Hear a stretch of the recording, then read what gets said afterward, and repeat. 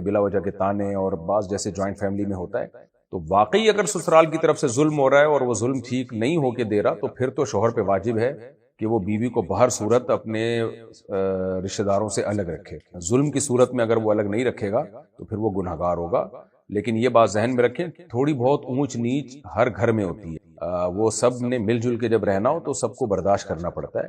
لیکن اگر واقعی ضرورت سے زیادہ معاملہ ہو رہا ہے اور مرد کو پتہ چل جاتا ہے کہ کیا سچویشن چل رہی ہے، تو پھر ایسی صورت میں بیوی کو الگ رکھنا لازم ہے۔ شوہر کا بیوی کو اس کی سہیلیوں سے بات کرنے سے روکنا کہاں تک درست ہے؟ شوہر کا دیکھیں مبہم سوالات ہیں نا، یہ کیوں روک رہا ہے؟ بعض دفعہ بیوی سہیلیوں میں اتنی زیادہ انوالو ہو چکی ہے کہ شوہر کے بنیادی حقوق ہی ادا نہیں کر رہی ہے، بچوں کی طرف توجہ نہیں دے رہی ہے، اور گھر کو فوکس نہیں کر رہی ہے، گھر کا بیڑا غرق ہوا ہے، وہ اپنی سہیلیوں میں ہی لگی ہوئی ہے، تو پھر تو شوہر روک سکتا ہے کہ بھائی تم اپنے گھر کو فوکس کرو، سہیلیاں بعد میں۔ اور اگر ایسا نہیں ہے، بیگم میں شوہر کے حقوق اور اپنے گھر داری اور یہ ساری چیزیں پوری ہیں، اور سہیلیاں بھی کوئی ایسی نہیں ہیں کہ جو اس کو غلط رخ پہ ڈال رہی ہوں، تو پھر یہ ہر انسان کا بنیادی حق ہے، اس کے دوست ہوتے ہیں، سہیلیاں ہوتی ہیں، اس کے ریلیٹو ہوتے ہیں، تو پھر شوہر کو خامخواہ کی بلا وجہ کی پابندیاں نہیں لگانی چاہیے۔ اس سے گھر میں ایک بغاوت کا ماحول پیدا ہوتا ہے، اور اس سے تو میں اور یہ سب، میاں بیوی کا رشتہ ایسے ہوتا ہے کہ ایک دوسرے کی ترجیحات کا خیال کر کے زندگی گزارنی پڑتی ہے، غیر ضروری پابندیوں سے بہرحال نقصان ہوتا ہے، اور شریعت بھی اس کو پسند نہیں کرتی ہے۔ اگر نماز کے دوران ہنسی آ جائے مگر آواز نہ نکلے تو کیا نماز باقی رہے گی؟ اگر ہنسی آ گئی ہے، دیکھیں 3 اسٹیپ ہوتے ہیں، ایک تو صرف مسکراہٹ ہے، اس سے کچھ بھی نہیں ہوتا، نہ نماز ٹوٹتی ہے نہ وضو ٹوٹتا ہے، لیکن جان کر نماز میں مسکرانا ٹھیک عمل نہیں۔ اور اگر ہنسی آ گئی ہے مگر قہقہ نہیں آیا تو پھر نماز ٹوٹ جائے گی، وضو نہیں ٹوٹے گا، اور اگر نماز میں زور سے قہقہ بھی آ گیا ہے تو پھر نماز بھی گئی اور وضو بھی دوبارہ کرنا پڑے گا۔ عام حالات میں وضو کے بعد ہنسنے سے، قہقہ لگا کے ہنسنے سے وضو نہیں ٹوٹتا، صرف نماز میں قہقہ لگا کر ہنسنے سے وضو ٹوٹ جاتا ہے۔ بعض اہل حدیث حضرات کو اس پر اشکال ہے کہ جو احناف جس حدیث سے استدلال کرتے ہیں وہ حدیث تو سند کے لحاظ سے ضعیف ہے، جس میں آتا ہے کہ نبی صلی اللہ علیہ وسلم کے دور میں صحابہ کو نماز میں قہقہ آیا تو آپ نے صحابہ کو نماز کا بھی حکم دیا اور وضو لوٹانے کا بھی حکم دیا۔ تو یہ بات درست ہے کہ وہ حدیث سند کے لحاظ سے کمزور ہے، مگر زیادہ ضعیف نہیں ہے۔ شدید ضعیف حدیث جو ہے اس سے استدلال جائز نہیں ہے۔ اگر حدیث کا ضعف زیادہ سخت نوعیت کا نہ ہو تو پھر اس کو احناف قیاس پہ ترجیح دیتے ہیں، جو امام حنیفہ کا اصول ہے۔ تو اس لیے احتیاط میں، کیونکہ ضعیف حدیث کا مطلب یہ نہیں ہوتا کہ یہ بالکل ہی من گھڑت ہے، تو شدید ضعیف نہیں ہے، کمزور درجے کی ضعیف ہے، تو اس لیے احتیاط اسی میں ہے کہ احناف نے احتیاط والی رائے کو لیا کہ اگر نماز میں آپ کو ہنسی آ گئی ہے تو اس حدیث کی بیس پہ وضو بھی لوٹانے کا حکم دیا جائے گا۔ سوشل میڈیا پر کسی کی غلطی کی نشاندہی نیت اصلاح سے ہو تو کیا یہ بھی غیبت ہے؟ کسی کی غلطی کی نشاندہی ہو تو پھر جس نے غلطی کی ہے اس کو بتایا جائے نا، اصلاح ایسے تو نہیں ہوتی کہ میڈیا پہ لا کے کسی کو ذلیل کر دیا جائے۔ ہاں کوئی ظالم ہے جو لوگوں کی حقوق تلف کر رہا ہے، اس کے بارے میں لوگوں کو بتانا ضروری ہے، وہ پھر الگ بات ہے، اس کو میڈیا پہ ڈسکس کیا جا سکتا ہے، لیکن لوگوں کی جو غلطیاں ہیں، ان کی جو کوتاہیاں ہیں، ان کو میڈیا پہ لا کے نام لے کے ان کو ذلیل کرنا، رسوا کرنا، اس سے اصلاح نہیں ہوتی، اس سے سوسائٹی میں فساد پیدا ہوتا ہے۔ عورت اگر شوہر کی اجازت کے بغیر کسی عالم سے مشورہ لے تو کیا یہ غلط ہے؟ دیکھیں عورت شرعی مسائل تو پوچھ سکتی ہے علماء سے، اس میں شوہر کی اجازت ضروری نہیں ہے، البتہ پراپر اصلاحی تعلق قائم کرنا، کسی کو مینٹور بنانا، تو اس میں اگر بوڑھا بزرگ ہے، بوڑھا عالم ہے، تو پھر تو عورت اس سے اصلاحی تعلق قائم کر سکتی ہے، لیکن اگر کوئی جوان ہے، اور جوان کا مطلب 50 55 60 سال تک بھی مرد جو ہے وہ جوان ہی رہتا ہے، تو اتنی ایج والا اگر کوئی بزرگ ہے، عالم ہے، تو اس زمانے میں یہ ضروری ہے کہ شوہر کی طرف سے پرمیشن، کیونکہ یہ دور فساد کا دور ہے، اس میں بعض دفعہ ایسے مذہبی اسکالر کے ساتھ بھی ایسا ہو جاتا ہے، شیطان ہر ایک کے ساتھ لگا ہوا ہے کہ جوان عورتیں ان سے اصلاحی تعلق قائم کرتی ہیں، ان سے مسائل پوچھتی ہیں، اپنے مینٹور بنا لیتی ہیں، ان کو اپنا رہبر بنا لیتی ہیں، پھر آج کل تقویٰ مارکیٹ میں آپ کو پتہ ہے شارٹ چل رہا ہے، تو وہ مذہبی اسکالر کا بھی خطرہ ہوتا ہے کہ وہ کھسک جائے ادھر کو، دوستیاں، ایسے واقعات ہمارے علم میں بہت سارے آئے ہیں کہ عورت نے کسی کو پیر و مرشد بنایا اور پتہ چلا جی جس کو بنایا پیر و مرشد، آپس کے ٹاکرے ہو گئے، عشق ہو گیا، محبتیں ہو گئیں، پیر صاحب بھی پھسل گئے۔ تو ہاں جن کی اللہ حفاظت کرتا ہے، نیک لوگوں کی، جو اللہ والے بہت نیک لوگ ہیں وہ تو متقی ہی ہیں، لیکن کیا پتہ چلتا ہے کہ یہ اس لیول کے نیک ہیں بھی کہ نہیں ہیں، صرف عوام میں شہرت ہونا کافی نہیں، خاص طور پہ جوان عالم ہو، جوان مفتی ہو، تو پھر ایسی صورت میں عورت کو چاہیے اپنے شوہر کی پرمیشن کے بغیر زیادہ کسی سے رابطے کی کوشش نہ کرے. اور اس میں یہ بھی خطرہ ہوتا ہے شوہر کو بدگمانی بھی ہوتی ہے. شوہر کو بدگمانی بھی ہوتی ہے. اگر عورت کسی جوان عالم سے زیادہ فری ہوگی تو شوہر کے دل میں بھی خیالات آ سکتے ہیں کہ بھئی ایسا تو نہیں کہ معاملہ کچھ اور ہو، لیبل دین کا لگایا ہو. تو عورت کے لیے سب سے بڑا دین یہی ہے کہ وہ نماز کی پابندی کرے، پردے کی پابندی کرے اور اپنے گھر کو بسائے، اپنے شوہر سے محبت کرے. اس کی تمام تر توجہات اپنے ہسبینڈ کے ساتھ ہونی چاہیے. یہی سب سے بڑا دین ہے اس کا. تو شیطان کو موقع نہ دے. وہ جو بڑے دینی ادارے ہیں ان میں تو بہت سخت پابندیاں ہیں اس کی. بعض ہمارے اکابر بزرگ ایسے ہیں کہ کوئی عورت، جوان عورت اگر بیعت ہونے کے لیے آتی ہے تو وہ کہتے ہیں اپنے باپ سے، بھائی سے اور اپنے شوہر سے اجازت لے کر آؤ. یہ شرط لگاتے ہیں وہ. کسی نے نظر مانی اور بھول گیا تو یاد آنے پر کیا کرنا چاہیے؟ یاد آنے پر یاد آ گیا، اب نظر کو نظر سمجھنا چاہیے. جو منت مانی ہے اس کو پورا کرنا چاہیے. اور اگر منت اس نے غلطی سے اس کی خلاف ورزی کی ہے تو جو منت مانی ہے پھر اس کو پورا کرے. وہ یعنی اس نے کہا تھا کہ یہ کام کیا تو میں روزے رکھوں گا تو پھر روزے رکھے یا قسم کا کفارہ ادا کرے. اور اگر یہ کہا تھا کہ اگر میرے مریض ٹھیک ہو گیا یا میں امتحان میں پاس ہو گیا تو اتنے روزے رکھوں گا تو پھر تو روزے ہی رکھنا پڑیں گے. یاد آنے پر اس کو جب یاد آئے گا تو پھر وہ کام کرنا پڑے گا اس کو. آن لائن خریداری میں چیز تصویر سے مختلف نکلے تو کیا واپس کرنا حق ہے؟ جی ہاں بالکل. خیار رؤیت شریعت نے دیا ہے. اگر آپ نے کوئی چیز بغیر دیکھے خرید لی ہے تو دیکھنے کے بعد آپ کو پسند نہیں آئی تو کوئی عیب نہ بھی ہو اس میں، شریعت نے آپ کو رائٹ دیا ہے کہ آپ اس کو واپس کر سکتے ہیں. اس کو خیار رؤیہ کہا جاتا ہے فقہ کی اصطلاح میں. کسی نے دل میں حسد محسوس کیا مگر عمل نہیں تو کیا مواخذہ ہوگا؟ نہیں، مواخذہ نہیں ہوگا. بعض دفعہ غیر اختیاری طور پر دل میں حسد کے خیالات آتے ہیں. کسی کی ترقی کو دیکھ کر انسان جل رہا ہوتا ہے لیکن وہ غیر اختیاری ہے. اگر اس کے تقاضوں پر آپ عمل نہیں کر رہے، جس سے جیلس ہو رہے ہیں، اس کو نقصان نہیں پہنچا رہے، تو پھر اس حسد پہ گناہ نہیں ہے. کیونکہ غیر اختیاری چیزوں پہ اللہ مواخذہ نہیں کرتے. بلکہ آپ جو صبر کر رہے ہیں اور آپ کا دل تو چاہ رہا ہے اس کو نقصان ہو، اس کو بد دعا دیں، آپ نہیں کر رہے یہ کام تو صبر کر رہے ہیں، صبر پہ الٹا ثواب ملے گا آپ کو. اگر کسی نے غصے میں بد دعا دے دی تو بعد میں رجوع کیسے کرے؟ بد دعا دے دے، پھر اللہ سے دعا مانگے، اللہ میں نے جو بد دعا کی ہے فلاں کے لیے، اپنے مسلمان بھائی کے لیے، تو مجھے معاف کر دے اور میری بد دعا کے اثرات کو زائل کر دے، اور بلکہ اس کو تو ترقی دے. یعنی دعائیں کر لیں اس کے لیے اور اللہ سے دعا مانگیں کہ اللہ میری بد دعا کے اثر کو تو ختم کر دے اور مجھے معاف بھی کر دے. مسجد میں بچوں کی آواز پر ناراضی ظاہر کرنا درست ہے؟ بچوں کو مسجد میں آرام سے سمجھا دینا چاہیے، بیٹا مستیاں مت کرو، آرام سے تمیز سے کھڑے ہو جاؤ. بعض دفعہ بچوں کی چیخو پکار ہوتی ہے، بچے تو بچے ہیں تو بڑے بھی چیخنا شروع کر دیتے ہیں، دفعہ ہو جاؤ یہاں سے، یہ کرو وہاں. تو بھائی آپ بھی چیخ ہی رہے ہو نا. تو بچوں کو محبت کے ساتھ، الفت کے ساتھ. ہمیں نہیں ملتا کہ نبی صلی اللہ علیہ وسلم کے دور میں بچوں کو مسجدوں میں کبھی کوٹا گیا ہو، پیٹا گیا ہو، چیخ چیخ کے ڈانٹا گیا ہو. بچے تو اس دور میں بھی آیا کرتے تھے، پیچھے صف میں کھڑے ہوتے تھے. تو اس لیے بچوں کے ساتھ جو ہے نا تھوڑا شفقت والا معاملہ ہونا چاہیے، سمجھایا ضرور جائے. اور تھوڑا بہت جب کوئی بچہ زیادہ ہی شرارتیں کر رہا ہو تو تھوڑا سا سخت لہجے میں بات بھی کی جا سکتی ہے، چیخنے کے بجائے تھوڑا سا مضبوط لہجے میں اس کو سمجھا دیا جائے تو بچے اس سے بھی ڈر جاتے ہیں. اگر کسی نے نماز پڑھتے ہوئے قبلے میں تھوڑا سا فرق کیا تو کیا نماز ہو جائے گی؟ تھوڑے سے فرق سے نہیں ہوتی، یعنی فرق نہیں پڑتا، نماز ہو جاتی ہے. 45 ڈگری تک اگر قبلے سے انحراف کیا ہے نا، یعنی 45 ڈگری سے کم انحراف کیا ہے تو نماز ہو جائے گی.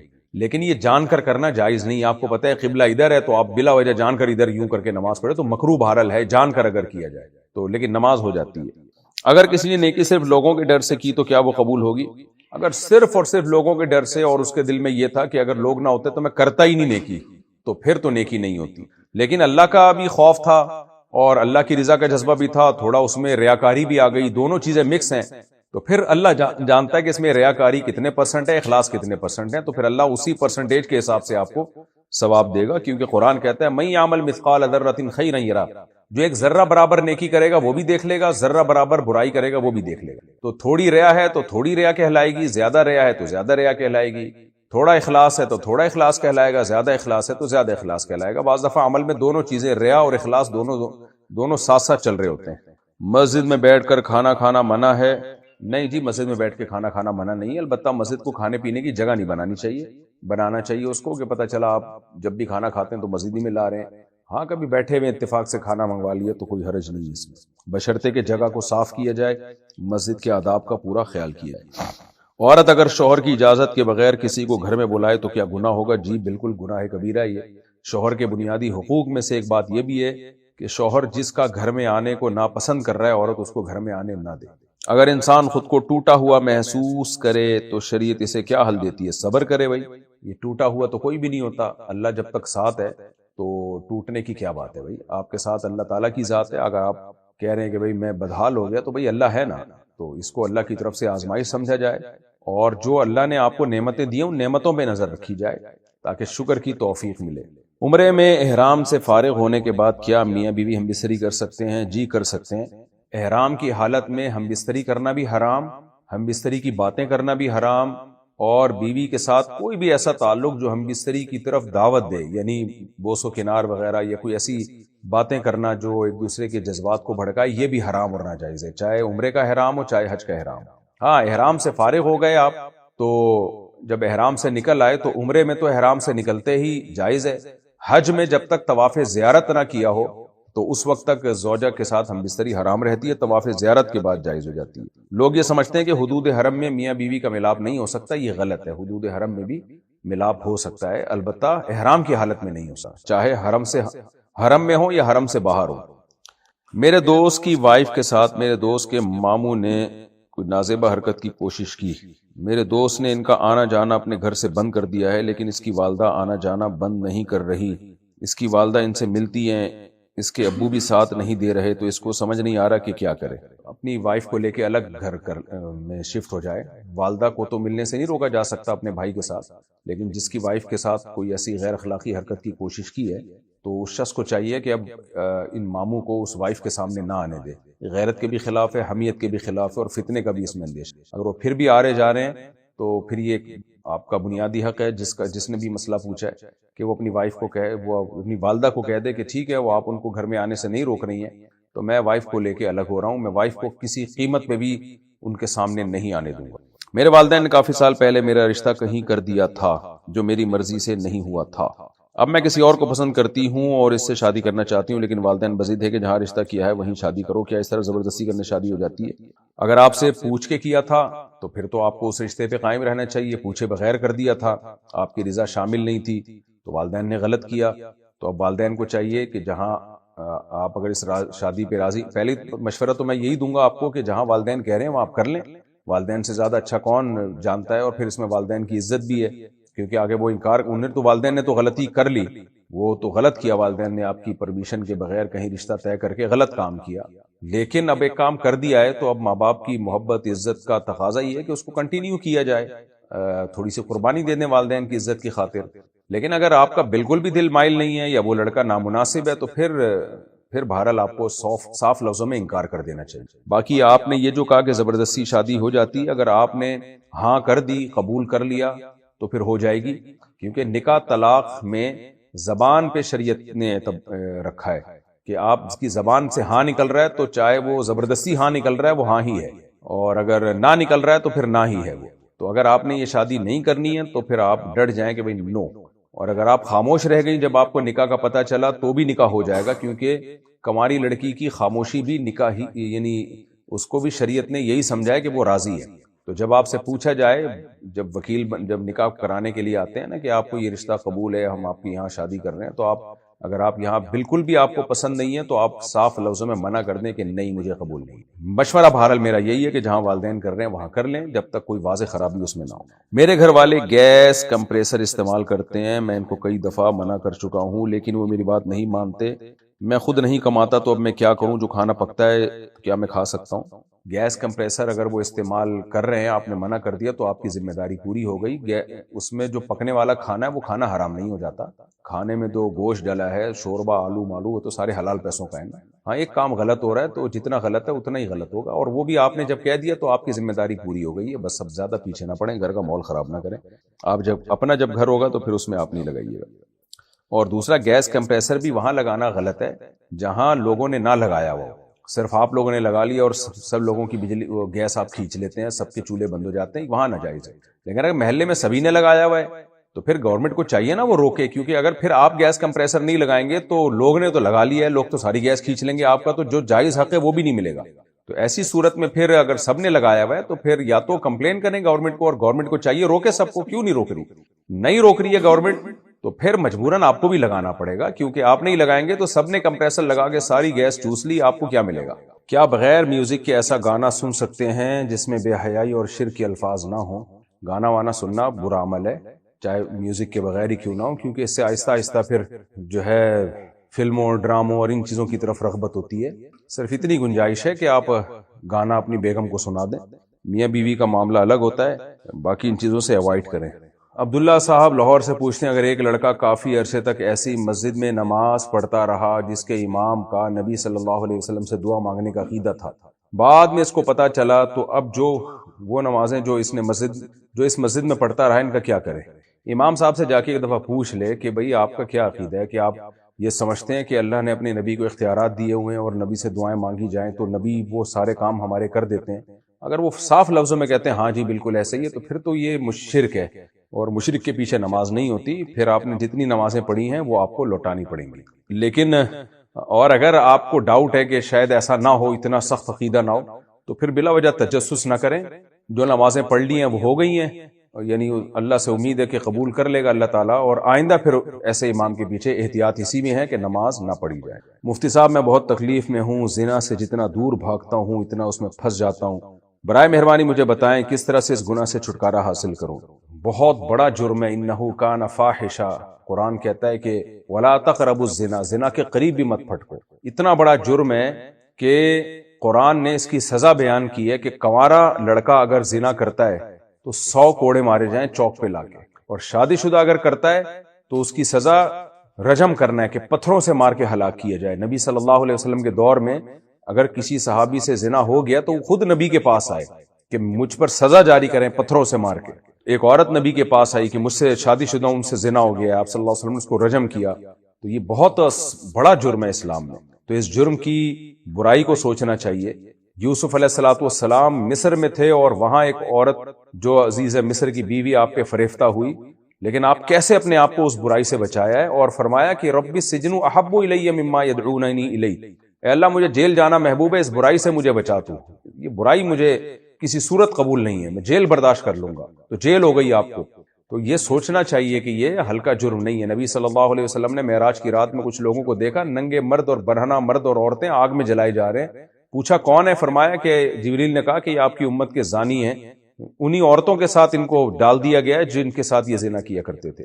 تو اس لیے توبہ کریں اللہ کے سامنے، اور دوسری بات یہ کہ کیوں ہو رہی ہے، آپ نکاح کریں نا، ایک بیوی، 2 بیوی، 3 4 شادیوں کی جس مذہب میں اجازت ہو، اس میں زنا کیسے کر سکتا ہے آدمی؟ نکاح کو جو ہے نکاح کی کوشش کریں۔ نبی صلی اللہ علیہ وسلم نے فرمایا 3 آدمیوں کی مدد اللہ نے اپنے پر واجب کی ہے، اس میں ایک نکاح کرنے والا یرید العفاف، جو چاہتا ہے کہ میں برائی سے بچوں، تو نکاح کریں آپ، اور کسی بزرگ سے اصلاحی تعلق قائم کریں، تبلیغی جماعت میں 4 مہینے لگائیں، ہر وہ سبب اختیار کریں جو آپ کو زنا سے روکے، اور اپنے اوپر کوئی سزا بھی رکھیں، خدا نخواستہ یہ گناہ پھر بھی ہوتا ہے تو آپ اپنے اوپر کوئی سزا رکھیں، کوئی صدقہ خیرات یا روزے وغیرہ کے ذریعے، اور اپنے نفس کو ایسے مہلت نہ دیں، لیکن مایوس نہ ہوں، توبہ کریں۔ جب بھی برائی ہوتی ہے تو انشاءاللہ اگر آپ کوشش کریں گے یہ برائی آپ سے چھوٹ جائے گی۔ شیطان کیا کرتا ہے، پہلے توبہ توڑواتا ہے، گناہ کرواتا ہے، پھر مایوس کرتا ہے، کہہ رہا ہے تیرے بس کا کام نہیں ہے۔ تو مایوس نہیں ہونا ہے، آپ نے لگے رہنا ہے برائی چھوڑنے کی کوشش میں۔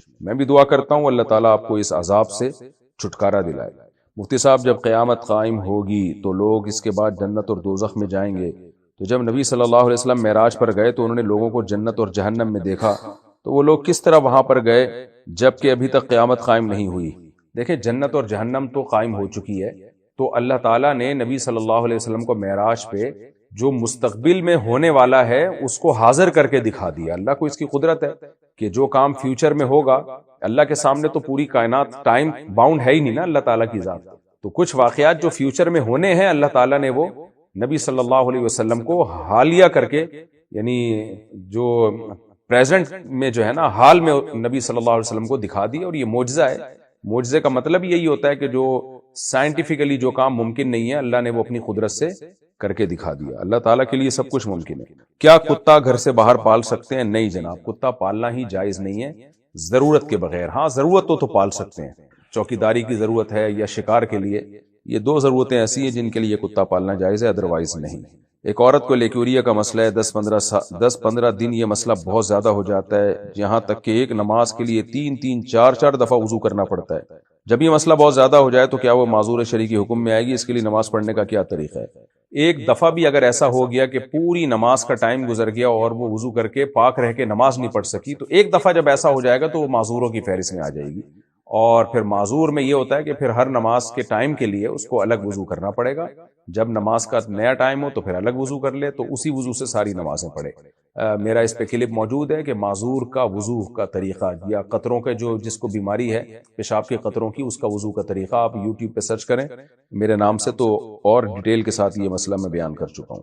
جس شخص کے بارے میں پتا ہو کہ وہ حرام کماتا ہے، اس کا منگوایا ہوا کھانا یا چائے پی سکتے ہیں؟ نہیں، جائز نہیں ہے، اور اگر کھا لیا یعنی تو اس کے پیسے صدقہ کرنے پڑیں گے آپ کو، اگر یہ پتا ہے کہ حرام ہی کما رہا ہے وہ۔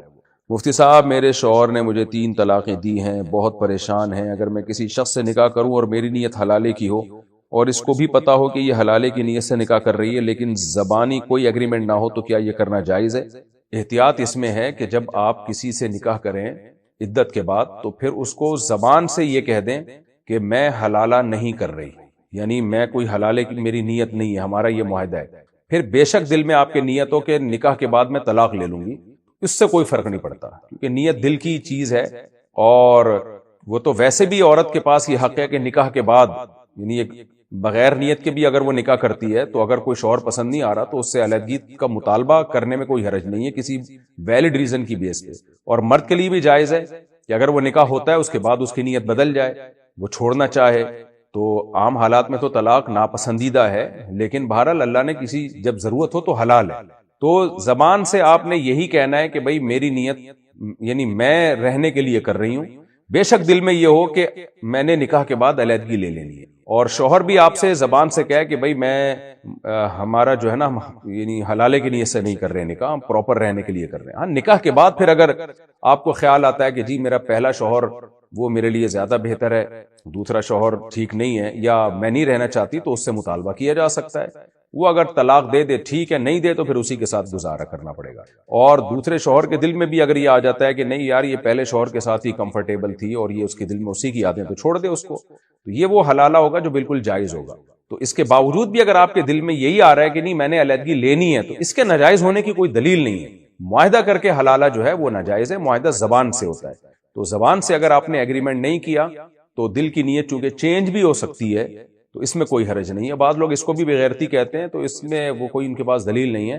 وجہ اس کی ہے کہ قرآن مجید نے صاف لفظوں میں کہا ہے کہ 3 طلاقوں کے بعد عورت پہلے شوہر کے لیے حلال نہیں ہو سکتی جب تک کسی دوسرے مرد سے نکاح نہ کر لے، اور حدیث میں آتا ہے ہم بستری بھی نہ کر لے۔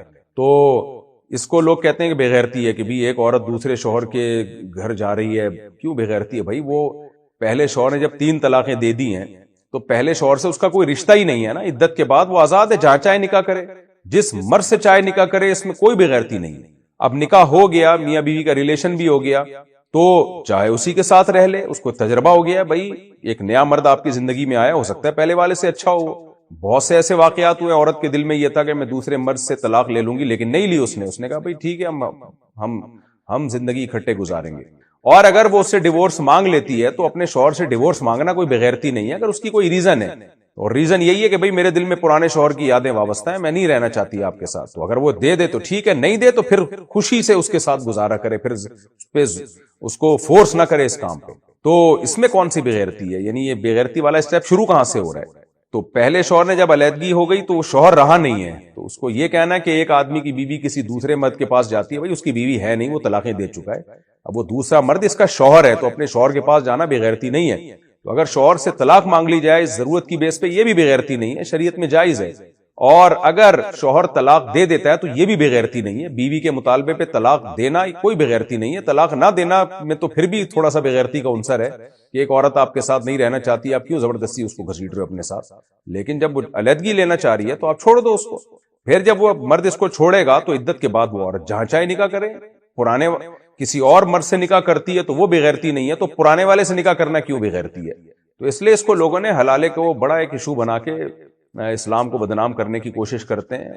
تو یہ جو ہے، اور بغیرتی کہہ کے نا، بغیرتی جب ہے کہ جب پہلے سے پراپر معاہدہ ہو اور پیسے گھما کے اس کو لایا جائے، اور جو ہے ایگریمنٹ ہو کہ میں تم سے نکاح کر رہی ہوں شرط کے ساتھ کہ تم نے مجھے چھوڑ دینا ہے، تو اس کو حدیث میں اس پہ لعنت وارد ہوئی ہے، کیونکہ اگر ہر طرح کے حلالے پر حدیث میں لعنت ہوتی تو پھر قرآن حلالے کا ذکر کرتا کیوں ہے؟ اس سے پتہ چلتا ہے ایک حلالہ وہ ہے جس کا قرآن نے ذکر کیا، وہ حلالہ ہے جس میں زبان سے ایگریمنٹ نہ ہو، اور وہ حلالہ جس کا حدیث میں جس کو حرام قرار دیا گیا ہے وہ حلالہ ہے جس میں زبان سے ایگریمنٹ ہو۔ تو اگر آپ نئے شوہر کے ساتھ زبان سے کوئی ایگریمنٹ نہیں کرتی ہیں، صرف دل میں یہ ہے کہ میں اس کے ساتھ رہ کے علیحدگی لوں گی، یا اس شوہر کے دل میں بھی ہے کہ میں اس کو چھوڑ دوں گا، تو دل میں ہونے سے کچھ نہیں ہوتا، وجہ اس کی ہے کہ یہ دل کی کنڈیشن چینج بھی ہو سکتی ہے، تبدیل بھی ہو سکتی ہے، تو اس میں وہ ناجائز نہیں ہے۔ اور بہت دفعہ ایسا ہوا بھی ہے کہ عورت کے دل میں تھا علیحدگی لوں گی لیکن نہیں دی اس نے، شوہر کے دل میں تھا میں اس کو چھوڑ دوں گا لیکن نہیں چھوڑا اس نے کہا بس ہماری شادی ہو گئی تو ہم دونوں لائف کو انجوائے کرتے ہیں، تو وہ رہیں پھر آپس میں رہیں وہ۔ اور ایسا بھی ہوا ہے بعض دفعہ کہ عورت نے نئے شوہر سے طلاق لی لیکن پرانے کے پاس نہیں گئی، بولی میں نہیں جا رہی بھائی، مجھے تم نے طلاقیں دی کیوں تھی؟ تو اس لیے زبان سے جب تک ایگریمنٹ نہ ہو تو آپ کے لیے دوسرے مرد سے نکاح کرنا جائز ہے، حلال ہے۔ اور احتیاط اس میں ہے کہ زبان سے یہ کہہ دیں بھائی یہ میرا کوئی آپ سے ایگریمنٹ نہیں ہے کہ آپ نے مجھے لازمی چھوڑنا ہی ہے، احتیاط اسی میں کہ زبان سے یہ الفاظ بھی کہہ دیں۔ اگر لڑکی کا نکاح ہوا ہو اور رخصتی نہ ہوئی ہو تو اس کے نان نفقے کی ذمہ داری کس پر ہوگی؟ اس کے نان نفقے کی ذمہ داری اس کے ابا پر ہے، شوہر پہ ذمہ داری جب آتی ہے جب رخصتی ہو جائے۔ میں یہ جاننا چاہتا ہوں کہ کیا اہل بیت نبی صلی اللہ علیہ وسلم کی اولاد میں سے ہیں؟ اگر ہاں تو قرآن میں جو یہ آیت اہل بیت کی نسبت ہے، ما کان محمد ابا احد من رجالکم، کس طرح سمجھنی چاہیے؟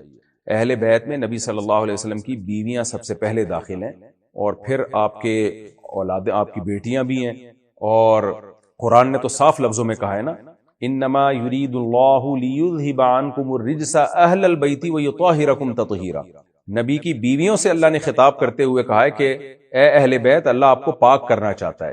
تو جب قرآن بیویوں کو اہل بیت کہہ رہا ہے، اور عرف میں بھی گھر والی کس کو کہا؟ اہل بیت کا اردو ترجمہ ہے گھر والی، گھر والی بیوی ہی کو کہا جاتا ہے، تو آپ کی بیٹیاں، آپ کی ازواج وہ اہل بیت میں کا سب سے پہلا مصداق ہے۔ میرے 3 بچے ہیں اور تینوں میرے اوپر ڈیپینڈنٹ ہے، تو میں حج کیسے کروں گی؟ اگر ساری زندگی حج نہیں کر پائی تو اسلام اس بارے میں کیا کہتا ہے؟ اگر آپ کو خطرہ ہے کہ حج پہ گئی تو بچے ضائع ہونے کا خطرہ ہے، وہ رل جائیں گے بیچارے، تو پھر آپ حج پہ نہ جائیں، ڈیلے کریں اس کو، زندگی میں اللہ مہلت دے دے تو چلی جائیں، نہیں ہو تو پھر وہ حج کے پیسے محفوظ کر لیں، حج بدل کی وصیت کر کے جائیں پھر آپ، یا کسی سے حج بدل کروا لیں بڑھاپے میں جب جانے کے چانس بالکل ختم ہو جائے۔ وحید بلوچ چاغی سے، مفتی صاحب ہمارے علاقے میں ایک عورت ہے جس کے چہرے پر اللہ کا نام لکھا ہوا ہے، لوگ کہتے ہیں کہ یہ اللہ کی طرف سے، اس سے دم کرواتے ہیں، کہتے ہیں کہ اس سے شفا ملتی ہے، کیا جائز ہے؟ اس طرح کی چیزیں اکثر توہم پرستی میں ہوتی ہیں، ہو سکتا ہے اتفاق سے کسی کے ایسے لکھا ہوا ہو، تو ان چیزوں میں نہیں پڑھنا چاہیے، اور مدار جو ہے نا نیکی کا وہ اعمال پر ہے۔ کوئی خاتون اللہ والی ہے، باپردہ ہے، نمازی ہے، پرہیزگار ہے تو نیک عورت ہے، اگر نہیں ہے تو پھر نیک نہیں ہے۔ تو عوام ان چیزوں میں بہت زیادہ غلو کا شکار ہو جاتی ہے۔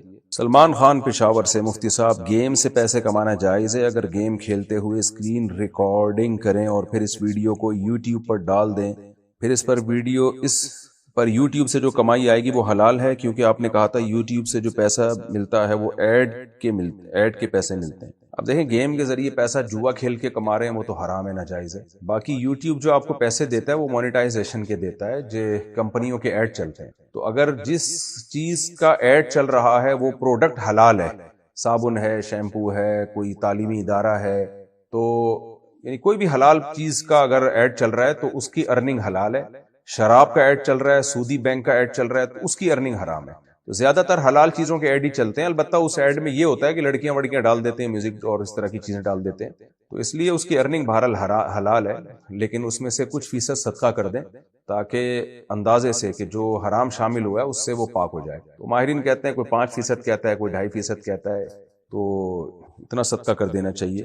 باقی گیم جو آپ ڈال رہے ہیں اگر وہ جوئے کے گیم ہیں، یعنی جوا کھیل کے لوگ پیسے جیت رہے ہیں اور اسی گیم کو آپ اپلوڈ کر رہے ہیں، اس اپلوڈنگ کا بہرحال گناہ آپ کو ہوگا، کیونکہ ناجائز چیز کو پروموٹ کرنا بھی حرام اور ناجائز ہے۔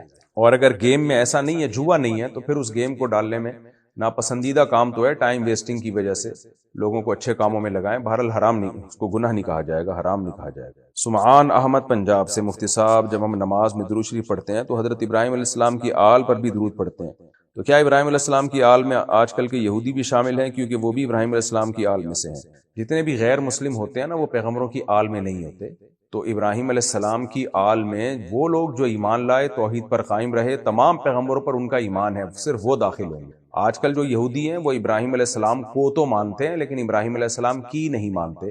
ابراہیم علیہ السلام نے تو خوشخبریاں دی تھیں نبی صلی اللہ علیہ وسلم کی، کہ دعائیں مانگی تھیں کہ میری اولاد میں اللہ پیغمبر پیدا کر۔ تو جو اپنے پیغمبر کی دعاؤں پر ایمان نہ رکھتے ہوں اور ان کے خوشخبریاں دینے والے، یعنی جس پیغمبر کی انہوں نے خوشخبری دی ہو اس پیغمبر پر ایمان نہ رکھتے ہوں، بلکہ قرآن تو یہاں تک کہتا ہے یجدونہ فی التوراہ، کہ نبی صلی اللہ علیہ وسلم کا نام وہ لوگ تورات میں پاتے ہیں، یجدونہ مکتوبا فی التوراہ، تورات میں لکھا ہوا نام پاتے ہیں۔ تو جب یہودیوں کو پتا ہے کہ تورات میں محمد صلی اللہ علیہ وسلم کا تذکرہ ہے کہ وہ نبی آئیں گے، تو لیکن ضد اور ہٹ دھرمی کی وجہ سے ان تمام چیزوں کا وہ انکار کرتے ہیں، اور تو پھر وہ ابراہیم علیہ السلام کی آل میں داخل نہیں ہے۔ صرف وہ لوگ داخل ہیں جو ایمان لائے نبی صلی اللہ علیہ وسلم پر، اور نبی سے پہلے باقی پیغمبروں پر ایمان لائے۔ ہماری فیکٹری میں نماز کی جگہ اس طرح بنی ہوئی ہے کہ امام اور 2 صفیں اندر پہلی منزل پر اور باقی صفیں باہر روڈ پر ہیں۔ امام کی تکبیر سننے کا واحد ذریعہ اسپیکر ہوتا ہے۔ اب اگر دوران نماز بجلی کے جانے یا کسی وجہ سے اسپیکر بند ہو جائے اور کوئی شخص تکبیر بھی نہ کہے تو باہر کی صف والے نماز کیسے پڑھیں گے؟ نماز توڑ دیں یا انفرادی پڑھنا شروع کر دیں؟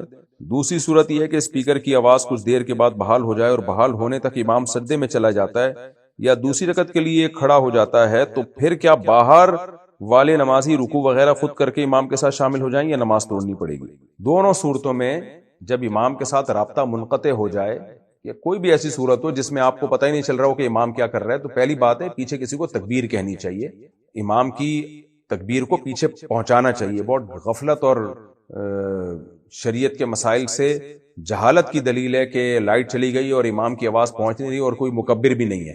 خود سے ہی لوگوں کو چاہیے خیال کریں، بال خیال نہیں کیا اور پتہ ہی نہیں چل رہا امام کیا کر رہا ہے، تو پھر کرنا یہ ہے کہ جب غالب گمان ہو جائے نا کہ امام رکوع میں چلا گیا ہوگا تو اس وقت رکوع کر لیں۔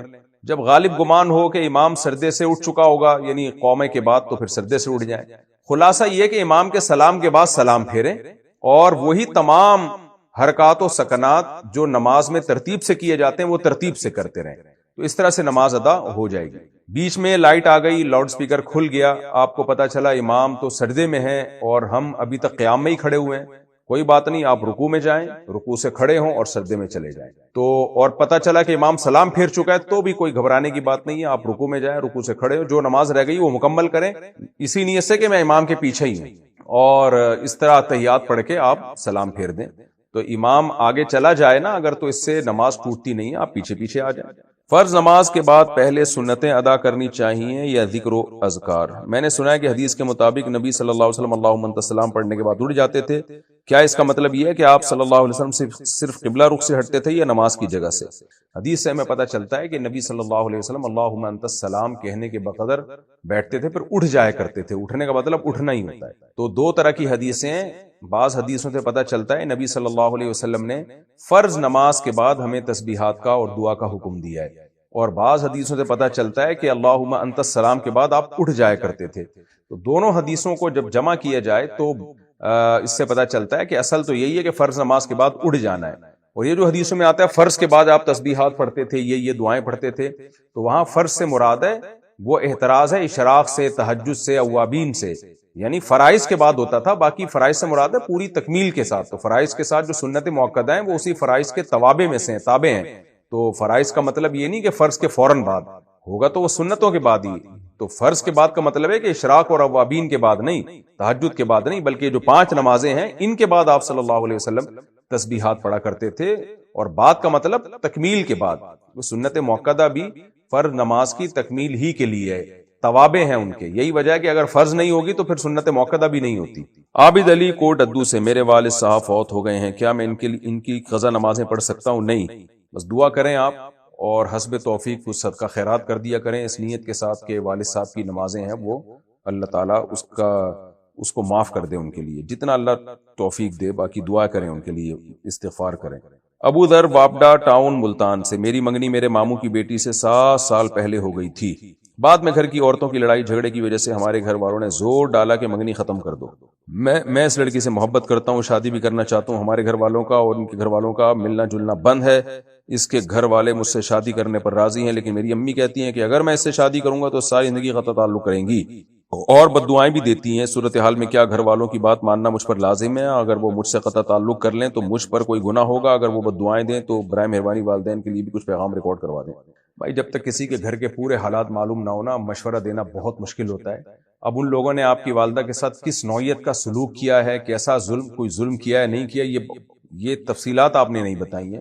جو روز مرہ کے جھگڑے ہوتے ہیں, اگر جو عام طور پہ گھروں میں ہو ہی جاتے ہیں, تو صرف اتنی بیس پہ کسی لڑکی کی زندگی کو تباہ کر دینا, 7 سال منگنی کر کے ختم کر دینا, اس میں لڑکی کا بڑا نقصان ہوتا ہے.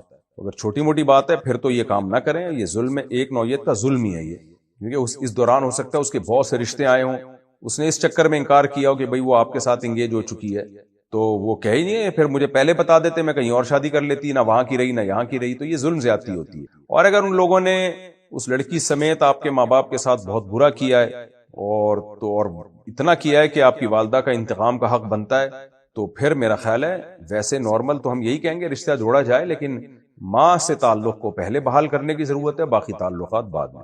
تو یہ آپ خود بہتر سمجھتے ہیں کہ کس نوعیت کی لڑائی ہوئی ہے اور ظلم کس کی طرف سے تھا.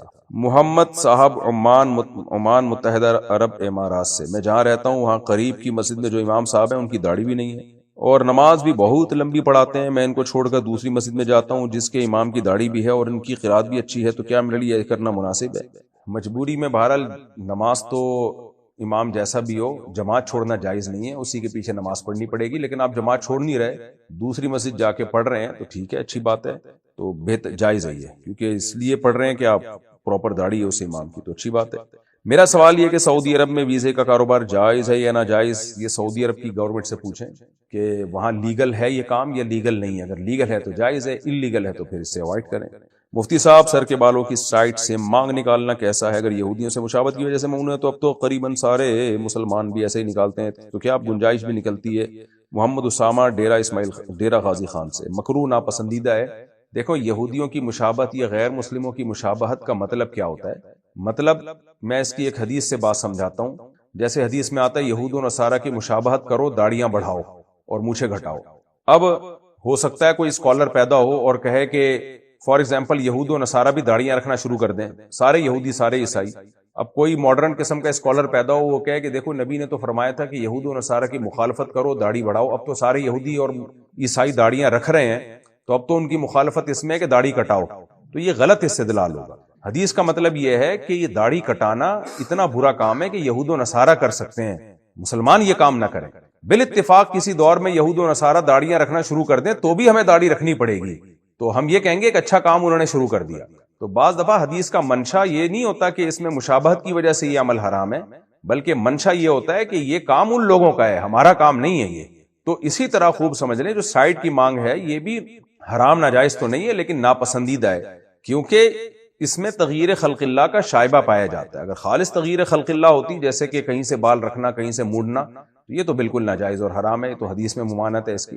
لیکن یہ جو مانگوں کی مختلف قسم کی عجیب عجیب سے ڈیزائن مارکیٹ میں آ رہے ہیں, اس سے بھی انسان کی شکل نیچرل نہیں رہتی ہے اس کی, تو وہ چینج ہو جاتی ہے. مثال کہ صرف سائڈ کی مانگ کی بات نہیں, اگر کوئی یوں کر کے چٹیا کر کے اوپر باندھ لے, کوئی یوں کر کے روڈ بھی بنائے ہوئے ہوتے ہیں نا لوگوں نے, پورا گوگل میپ بنایا ہوا ہوتا ہے سر کے اوپر, تو یہ غیر مسلموں کے کام ہیں. یہ تبھی مسلمانوں میں یہ کلچر کبھی رہا ہی نہیں ہے. یہ چیز ہمارے ہاں 100% غیر مسلموں سے آئی ہے, اور